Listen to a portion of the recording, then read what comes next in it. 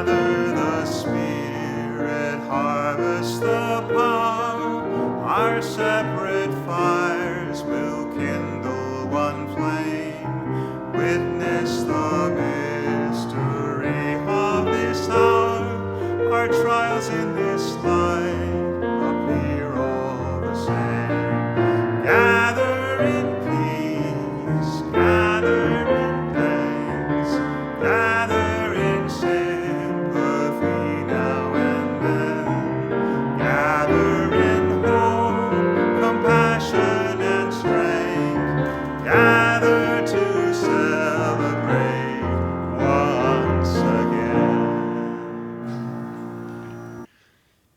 Good morning and welcome to the Unitarian Universalist Congregation of Greater Naples. My name is Larry McCarthy and I'll be your worship associate this morning. We are a welcoming congregation, freely seeking intellectual and spiritual growth, who strive to create a wider community of peace, justice, and love. Whether you have somehow stumbled across this live service this morning and have found us for the first time, or whether you've been a member of UUCGN for time immemorial, you are welcome here. Even in this time of separation, each of us is encouraged to grow spiritually in fellowship with others by joining in worship and in online opportunities that offer education, reflection, and discussion. If you look at your email notices, you'll find links to Tuesday meditation, the wonderful Wednesday program, and the question and answer session with the minister on Thursday, and more to come. We are living in the transition of a, I'm sorry. Okay. We are living in the challenge of a transition between the way it used to be and the still very ill-defined new normal ahead of us.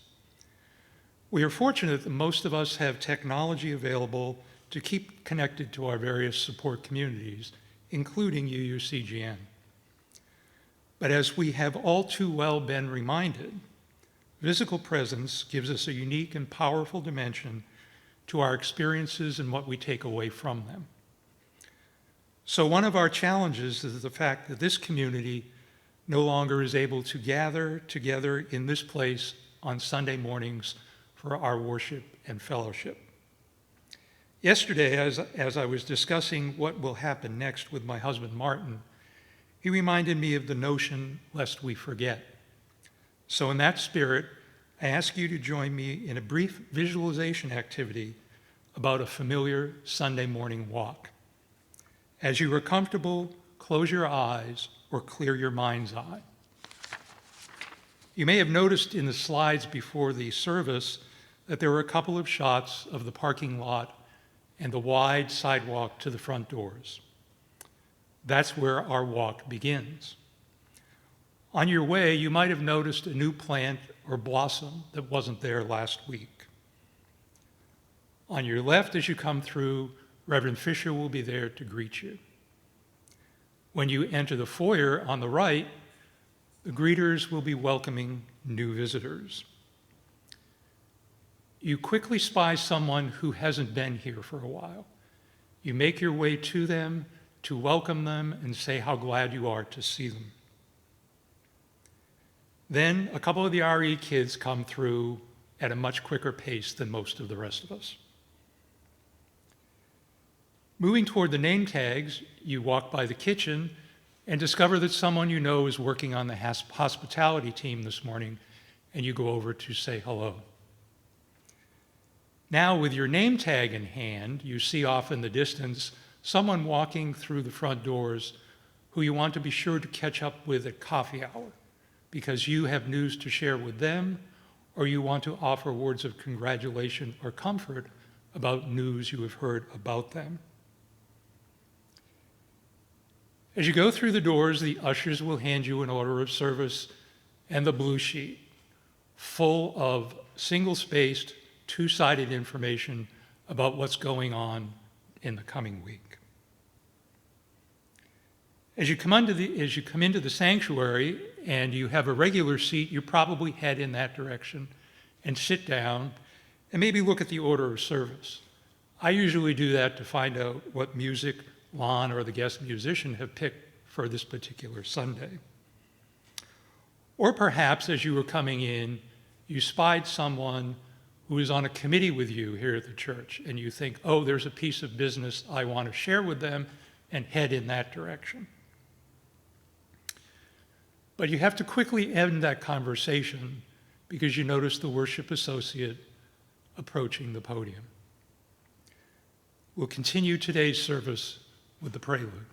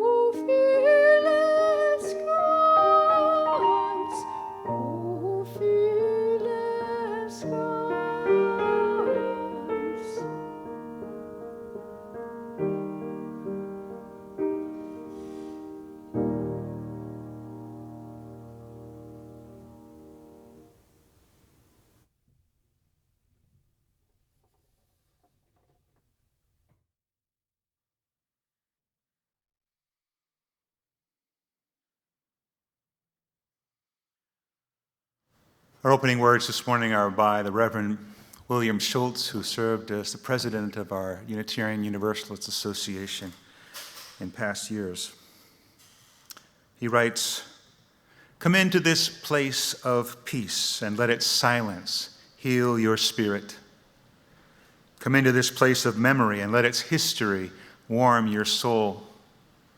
Come into this place of prophecy and power and let its vision change your heart."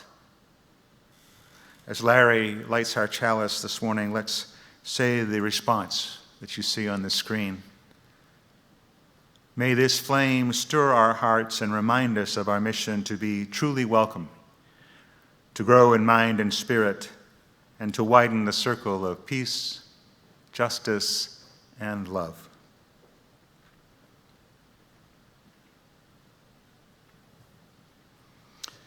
I want to thank Eleanor Richardson this morning for our prelude, and for Lan, of course, for her accompaniment.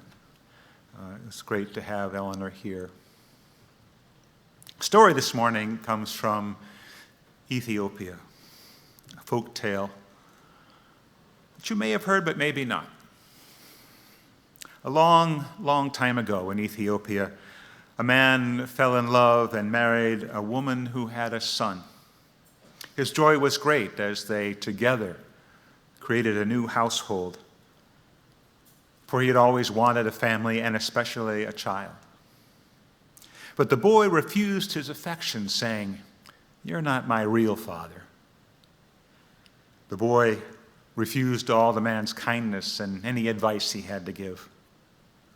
And after some time of living with this, the sorrowful man decided to seek the help of a wise healer who lived in the mountains. "Make me a potion," the man asked, "so that my stepson will love me as I love him." "I can make such a potion," said the wise healer, "but the ingredients are very difficult to obtain.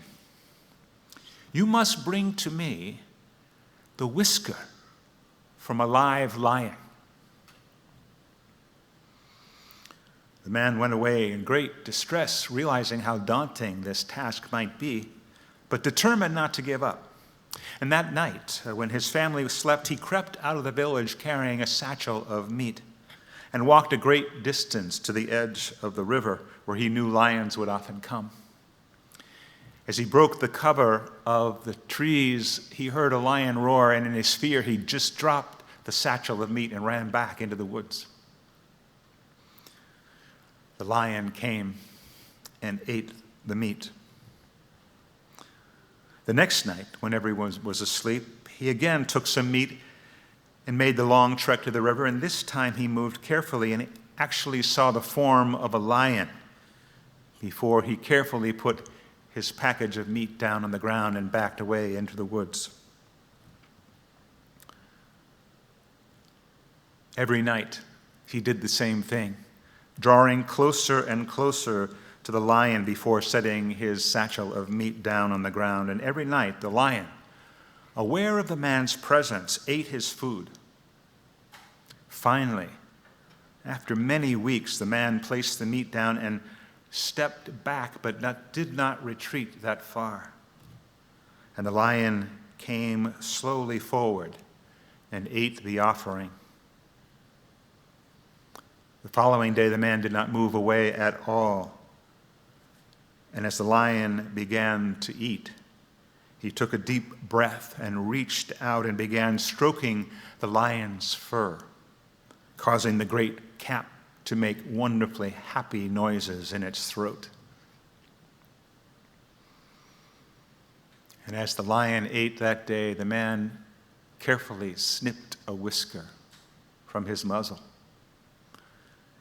"Thank you, dear friend," he said to the lion, and stepped back and turned and walked away. But as soon as he made his way into the woods, he ran as fast as he could to the hut of the healer. And as he entered the hut, he called out, "I've brought you the whisker of a living lion." The healer, who was sitting before her fire, took the whisker and examined it very carefully. So you have indeed," she said, and then dropped the whisker into the fire. "What? What have you done?" cried the man. "That's the whisker for the potion you were going to make." "You don't know how hard it was for me to get that." "Indeed," said the healer again, "can the love of a child be harder to obtain than that of a wild beast?" "Go home," she said, "and think on what you have done." So the man returned home and slowly, with love and patience, won the love of his stepchild. The end.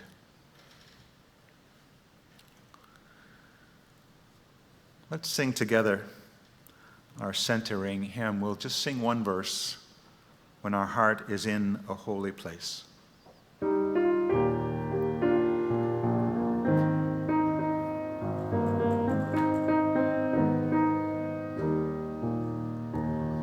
When our heart is in a holy place, when our heart is in a holy place, we are blessed with love and amazing grace. When our heart is in a holy place, when we trust the wisdom in each of us, every color, every creed and kind, and we see our faces in each other's eyes, then our heart is in a holy place.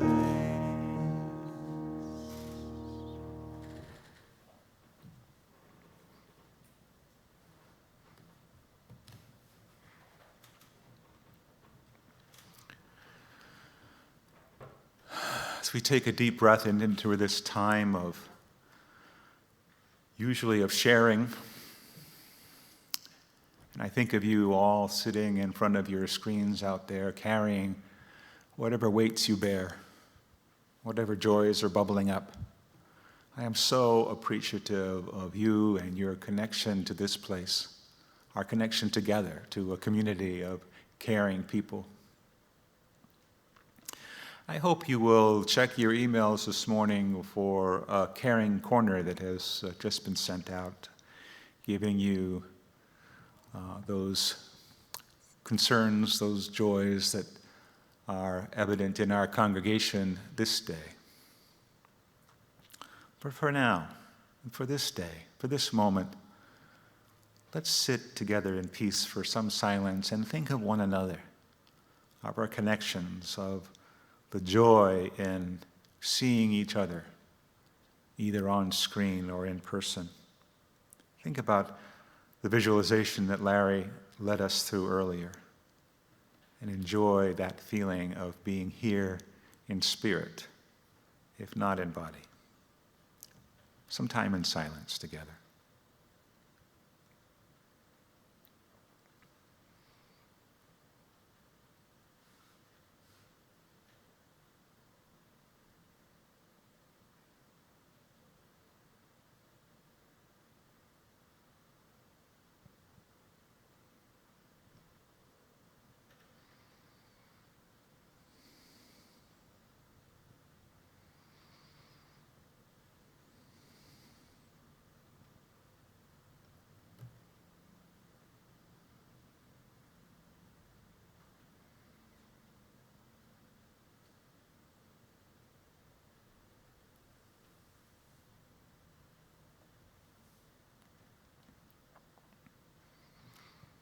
Our meditation this morning comes from the Reverend Sarah Lawal.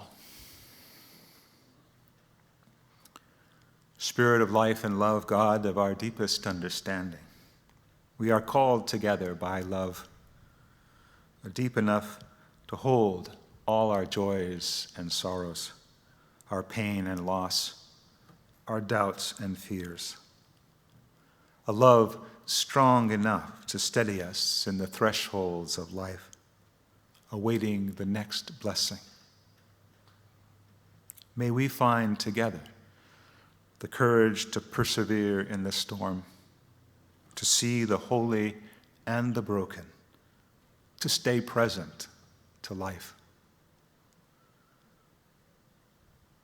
When the urge to draw back takes hold, may we conjure up that fierce love to bring our hopeful vision into being, discovering the humanity, bravery, goodness, all still calling us forth. May we breathe into that new story and make it come alive. May we be vessels of comfort and compassion. May we be vessels of peace and justice. May we be vessels of hope and healing.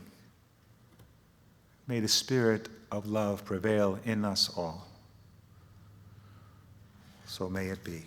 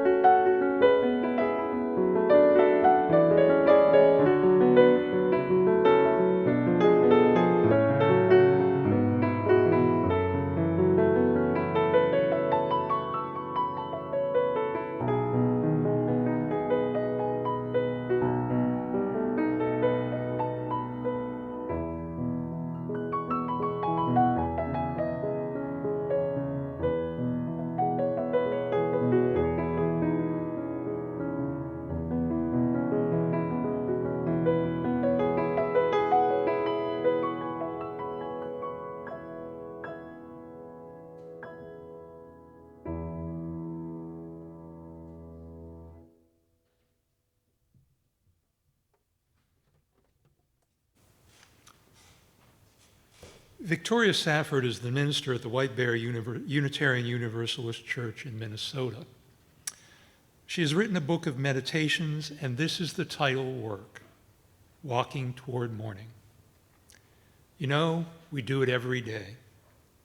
Every morning we go out blinking into the glare of our freedom, into the wilderness of our work and the world, making maps as we go, looking for signs that we're on the right path.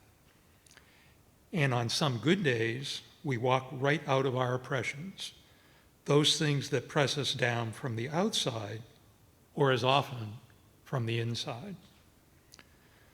We shake off the shackles of fear, prejudice, timidity, closed-mindedness, selfishness, self-righteousness, and claim our freedom outright, terrifying as it is, our freedom to be human and humane.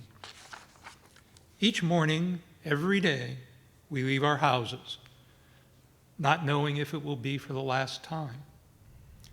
And we decide what we'll take with us, what we'll carry.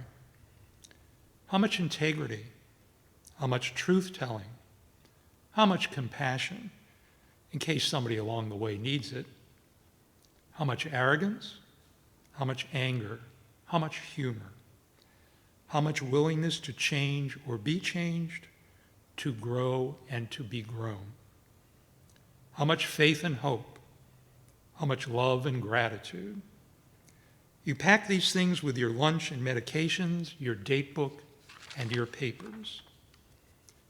Every day, we gather what we think we'll need, pick up what we love, and all that we so far believe, put on our history, shoulder our experience and memory, take inventory of our blessings, and we start walking toward morning.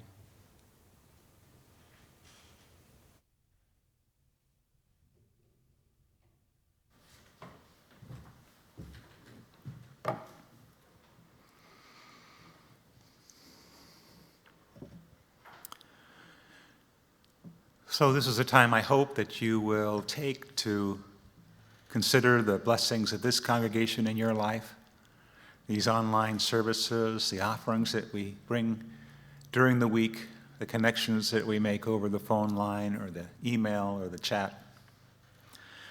I hope that you'll consider all those things, and as we listen to another wonderful Elizabeth Alexander piece, Elizabeth is a Unitarian Universalist music director, composer, and arranger who has offered her pieces and her videos that are available online for free streaming during the time of the coronavirus. During this wonderful musical offering, I hope you'll either go to a separate browser page, find our website, and press the donate button, or, as I've suggested, find that plate in your own home where you can put today's offering along with the offerings of previous Sundays and those to come. And keep that safe until we can come together in person somewhere down the line. So, for the ongoing blessings of this congregation, the morning's offering will be gratefully received.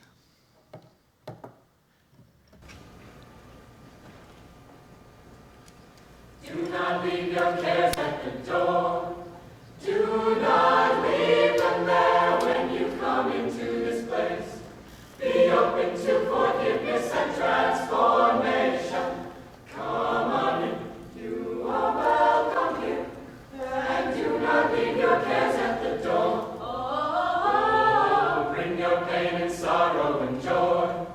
There's a place for them upon the altar of life. Be open to forgiveness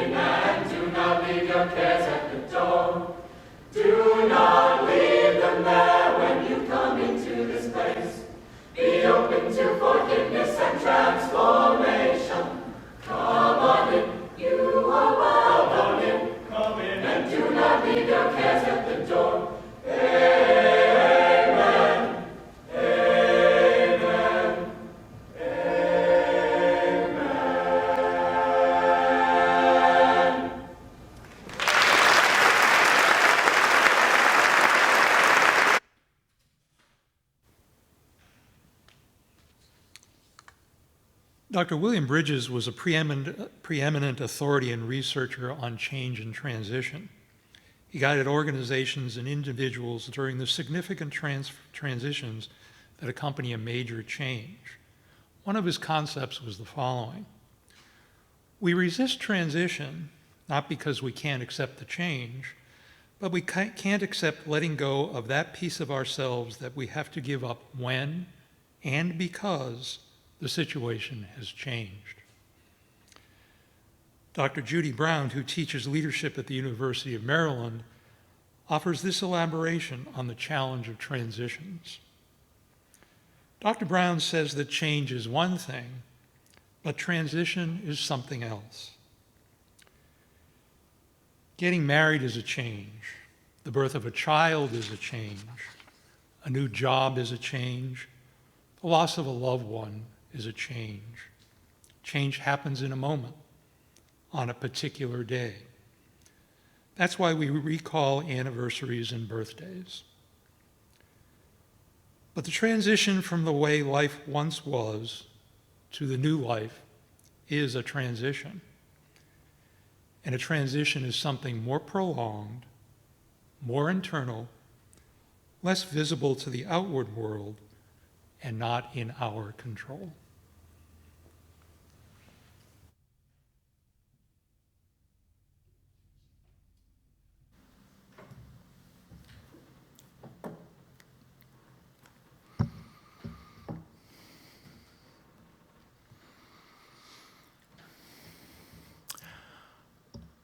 This is a service about us, who we are,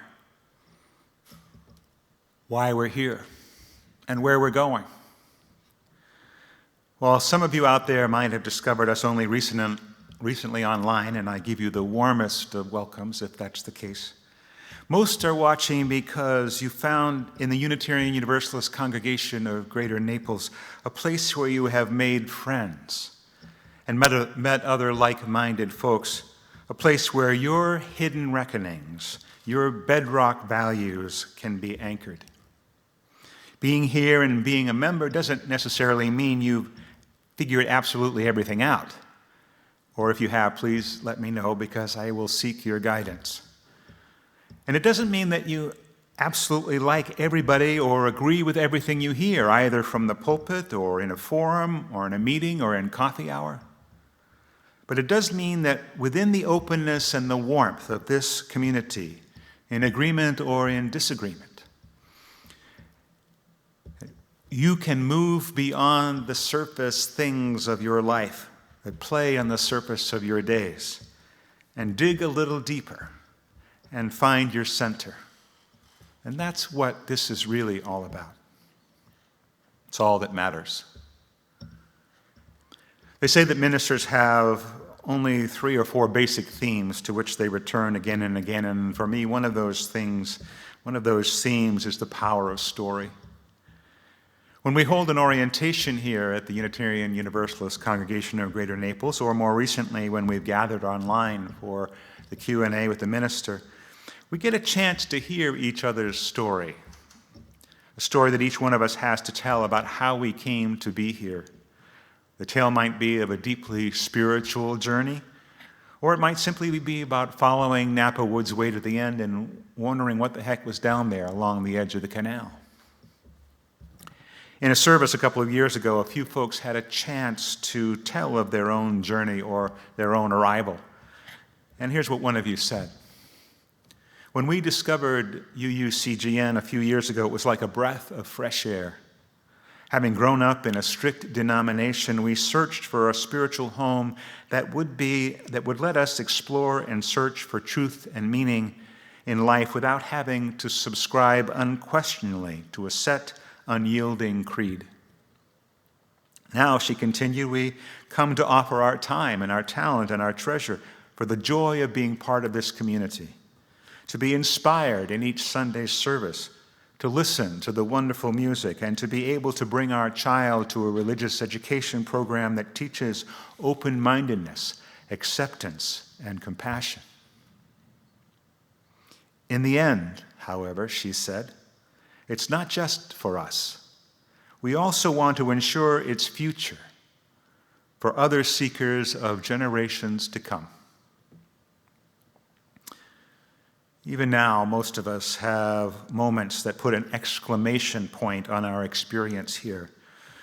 You might be listening in right now for the music, or wondering if there'll be a word or a phrase or an image that will stir something within. Maybe the sight of someone's name on the chat brings a smile to your face, or you simply find the image of the front of our sanctuary calming. Perhaps you've tuned into one of our two of our religious exploration offerings that happen on Zoom after the services. Or maybe you've enjoyed the virtual walk through the garden that precedes our services online. Whatever the experience today, whatever your precious memories are of this place, whatever they are special because they happen within the context of community. And your experiences multiplied and magnified build our collective story. Here's an assignment for you. How about if everyone who has joined the UUCGN virtual coffee hour post a very short story, a paragraph or two only, of how you came to be here, or what the feeling was when you found that this was the place you wanted to be. Now, if you're not on Facebook, or if you don't like Facebook, I know there are a number of those folks, send your story to me, and I'll post it for you, or perhaps I'll share it in some future service. Today, however, I'm wondering about our story, our collective story. Here we are in a time of pandemic, isolated from one another physically, anyway, although our online life seems to be burgeoning quite well. Who do we say we are right now? Where do we go with all of this once all of this is over? How can we ensure the future of this place for ourselves and for other seekers of generations to come? You may think this an odd time to be asking these questions, but really, what better time to consider our future than when we have the time, and when many of us at least are seeking some good purpose towards which we can put our energies. Our distance from physical community may even give us a clearer perspective on what works and what doesn't in this community. And the reality is that the world and UUCGN will not be the same after the virus as it was before. Change, whether we like it or not, has been thrust upon us. How we manage that change, well, that's another story to be told. What if we were to take some time to think about how we might ride that change, possibly building some resilience and courage in the shared journey? What if, while being flexible, we thought about some of the goals that were set a year ago in our Creating Our Future Summit, and seeing which of those things we think might be most important as we move forward? What if we consider those generations to come and think about how we might be more welcoming and perhaps listen to hear how the next generations might think about what community looks like for them? If you wonder how this can happen now, I'll tell you that my experience has been that our online gatherings have been remarkably good for learning how to pay attention to whoever is speaking, and also to be able to articulate clearly without too many words. We are on the threshold of whatever comes next, and I invite you into a conversation of what that might be. First, to listen carefully to one another, and then to consider ideas, new and old, so that when the time comes for us to be together again in one place, we might more easily solidify those plans into actions that will speak of our collective story, who we are and who we want to be. We'll start with this week's Q&A with the minister on Thursday, and then we'll see if we need to create other opportunities for learning and sharing. Keep your eyes out for any news and blasts that might direct you in that way. Our mission statement, which was developed with the input of over 100 members of your congregation, arose out of a visioning weekend over 6 years ago. Though I wasn't there, I've heard that it was a wonderful, exciting weekend. The process of creating the mission statement was really invigorating, where a number of groups met and brainstormed ideas, categorized them, split up into smaller groups to create draft statements, and then came back together again to synthesize them into one draft that the group then passed along, and representatives from each group then met together and worked over the collective drafts and synthesized those into one statement. And I think the result was and is a wonderful expression of not only who we are, but also what we want to be. It reads, "The Unitarian Universalist congregation of Greater Naples is a welcoming congregation, freely seeking intellectual and spiritual growth. We strive to create a larger community of peace, justice, and love." As you hear that statement, what words stay with you? What words have popped out? Is it the word welcoming, or maybe freely seeking? Is it spiritual or create or peace or justice or love? Which one? For me, it's the word strive. I think it brings the whole thing to life and gives it force. It says in a word that not only is there a great lot of good things going on here, but there is also an underlying energy and momentum that is urging us forward. I think the word strive says it all, even now. Whatever pathway has brought us to this place, we have found a loving, caring community, eager to help in the wider world. We've brought our own energy to it, and it lives, it breathes. Even in our separation from one another, it moves, and it moves us in wondrous ways. Not only are our values grounded and supported here, but it is also the place where I see them being lived out day after day after day. As I connect over the phone or online, I still find folks meeting and planning and doing. And every day there's something new and different going on, from mindful meditation to wonderful Wednesdays, from special Zoom time for our kids to creating a garden sanctuary for our new purple martin colony, from fostering a community that cares for one another through regular phone calls and check-ins, to simply holding most of our regular committee meetings online. So many things, great and good.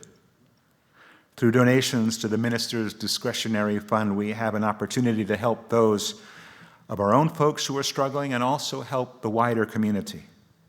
A renewed appeal went out this past week that I hope will lift our ability to make a difference in people's lives.